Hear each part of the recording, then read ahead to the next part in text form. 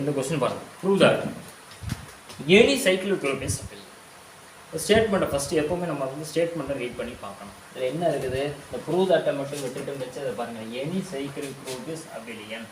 அபிலியன்னா என்னன்னு தெரியும் உங்களுக்கு, குரூப்னா என்னன்னு தெரியும், சைக்கிள் குரூப்னா என்ன தெரியும். எல்லாத்தையுமே தனித்தனியாக ஃபஸ்ட்டு டெஃபினேஷனை நான் ரிமைண்ட் பண்ணிடுறேன். குரூப்புடைய டெஃபினேஷன் உங்களுக்கு தெரியும்.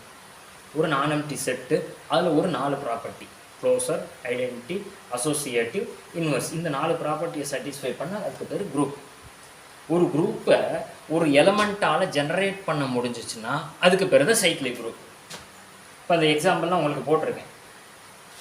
ஒரு குரூப்பை இருக்கக்கூடிய எல்லா எலமெண்ட்ஸையும் ஒரு சிங்கிள் எலமெண்ட்டை வச்சு ஜென்ரேட் பண்ண முடிஞ்சால் that is called cyclic group. அப்போது ஒரு குரூப்பில் ஜெனரேட்டர் வந்துருச்சுன்னா அதுக்கு பேர் என்னது, சைக்கிளிக் குரூப். குரூப்னா என்னது, சைக்கிளிக் குரூப்னா என்னங்கிறது டிஃபரன்ஷியேட் பண்ணிக்கோங்க.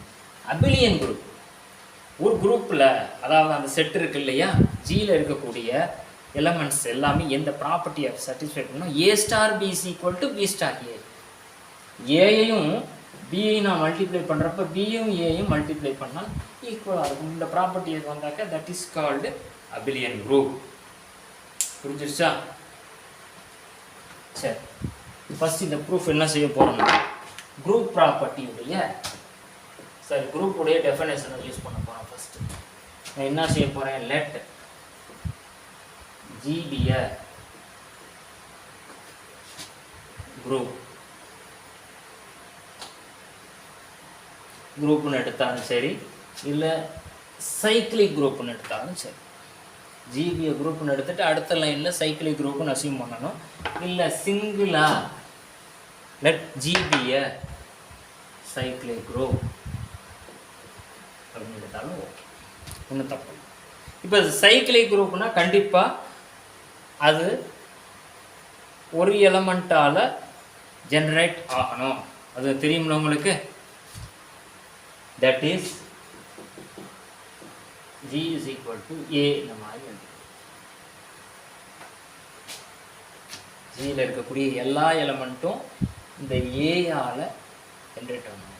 ஏக்கு பவர் நான் இப்போ கொடுக்குறேன்னா இப்போ ஏ பவர் 1 போட்டால் ஏ, அடுத்து ஏ ஸ்கொயர், அடுத்து ஏ கியூப், அடுத்து ஏ பவர் 4, இப்படியே போயிட்டே இருக்குமா. ஏ பவர் 6, ஏ பவர் என்கிட்ட போயிட்டே இருக்கும். ஏ பவர் எஸ்ன்னு போட்டுக்கிறேன். இங்கே வந்து ஃபைனைட்டுன்னு கொடுக்கல. ஃபைனைட்டுன்னு கொடுத்தா உங்களுக்கு என்ன தெரியும், ஃபைனைட்னா ஏதோ ஒரு ஸ்டேஜ் வரையும் முடிஞ்சிருமா. இன்ஃபைனைட்னா போயிட்டே இருக்கும். ஸோ ஜியில் எத்தனை எலமெண்ட் இருக்குங்கிறதெல்லாம் எனக்கு கன்சிடர் பண்ணலை, நான் அதெல்லாம் டிஸ்கஸ் பண்ணலை. நான் ஜஸ்ட் என்ன சொல்கிறேன், சைக்கிளிக் குரூப்பாக இருந்துச்சுனாக்க அது அபிலியனாக இருக்கும். சைக்கிளிக் குரூப்புனாவே நம்ம ஜியில் இருக்கக்கூடிய எல்லா எலமெண்ட்டும் தானே நம்ம கிடைக்கும்ல. இந்த மாதிரி போட்டோம்னா எல்லாமே கிடைக்கும். இப்போ ஒரு எக்ஸாம்பிள் பார்த்தோம், 1i - 1 - ஐயா, இப்போ 4 எலமெண்ட் இருந்துச்சு. இந்த 4மே ப்ளஸ் ஐயை ஜென்ரேட் பண்ணுறப்பவும் கிடச்சிச்சு, மைனஸ் ஐ மூலமாகவும் கிடச்சிச்சு. இப்போ ஒரு ஃபைனிட்டாக இருந்தால் ஈஸியாக இருக்கும். அதனால் இதை மாதிரி இங்கே நான் என்ன பண்ணுறேன்னா, இந்த மாதிரி ஒரு கலெக்ஷன் கிடைக்குதுல்ல, let x is equal to a power r and y is equal to a power S. இதில் இந்த 6 எஸ் எல்லாம் எங்கே இருக்குன்னா, r comma s belongs to Z. இசட்டுங்கிறது integer. A power 1, A power 2, A power 3, 1, 2, 3 எல்லாமே என்ன இன்டிஜர் தானே. அதனால இந்த 6ம் எஸ்ஸும் எதில் இருக்குது, இன்டிஜரில் இருக்குது. X y. இப்போ அடுத்த ஸ்டெப் என்ன பண்ணுறோன்னா, எக்ஸையும் ஒய்யையும் மல்டிப்ளை பண்ணுறோம். X dot y is equal to இதை எப்படி எழுதலாம், a power r dot a power எஸ்ஸா. இதை எப்படி எழுதுவோம், ஏ பவர் ஆர் ப்ளஸ் எஸ்ன்னு எழுதிடலாமா.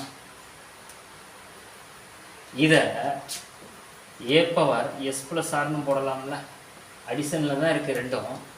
இப்படி இருக்கிறத இப்படி எழுதிட்டேன், ஏ பவர் எஸ் ப்ளஸ் ஆர். இப்போ இதை எப்படி ஸ்ப்ளிட் பண்ணலாம், ஏ power S into a power ஆர்னு போட்டுடலாமா. A power எஸ்ஸுக்கு என்ன வேல்யூ, ஒய். ஏ பவர் ஆருக்கு என்ன எக்ஸு. ஸோ நான் எப்படி ஸ்டார்ட் பண்ணேன், எக்ஸ் டாட் ஒய், எனக்கு கிடைச்சது Y dot X. For all எல்லா இதில் இருக்கக்கூடிய எந்த கலெக்ஷன் எடுத்துகிட்டு நம்ம மல்டிப்ளை பண்ணாலும் இந்த ப்ராப்பர்ட்டி சாட்டிஸ்ஃபை ஆகும். ஃபார் ஆல் போட்டுட்டு சிம்பிளாக X comma Y belongs to G அப்படின்னு போட்டுறது. ஜியில் இருக்கக்கூடிய எந்த எலமெண்ட்டை எடுத்துகிட்டு இந்த ப்ராப்பர்ட்டியை நம்ம செக் பண்ணிக்கலாம். ஸோ நம்ம ட்ரீட் பண்ணது சைக்கிளிக் குரூப்பு. இது இந்த ப்ராப்பர்ட்டியை சாட்டிஸ்ஃபை பண்ணிடுச்சு. Therefore it is abelian. இதுலேருந்து என்ன சொல்கிறோம், any cyclic group is abelian. அதாவது ஃபஸ்ட்டு வந்து சைக்கிளிக் குரூப்னு அசியூம் பண்ணிக்கிறேன். சைக்கிளிக் குரூப்னாவே ஒரு எலமெண்ட்டை வச்சு அந்த குரூப்பில் இருக்க, அதாவது அந்த செட்டில் இருக்கக்கூடிய எல்லா எலமெண்ட்டும் எனக்கு கிடைக்கணும். அது இப்படி கிடச்சிச்சுன்னா அதுக்கு பேர் ஜெனரேட்டர். ஸோ இங்கே சைக்கிளிக் குரூப் ஜி, இப்போ கண்டிப்பாக இதுக்கு ஒரு ஜெனரேட்டர் இருக்கும். G is equal to A இந்த மாதிரி போட்டிருக்கும். இப்போ A power 1, A power 2, A power 3 இந்த மாதிரி collection of A power R X, A power S. இதில் இருக்கக்கூடிய ஏ பவர் ஆர் எக்ஸ்ன்னு எடுத்துக்கிறேன், ஏ பவர் எஸ்ஸை ஒய்ன்னு எடுத்துக்கிறேன். எக்ஸையும் ஒய்யை மல்டிப்ளை பண்ணுறோம், நமக்கு கடைசியாக கிடைச்சது ஒய் டாட் எக்ஸ். ஸோ இந்த ப்ராப்பர்ட்டியை சாட்டிஸ்ஃபை பண்ணிச்சுன்னா that is called abelian. So therefore any cyclic group is abelian.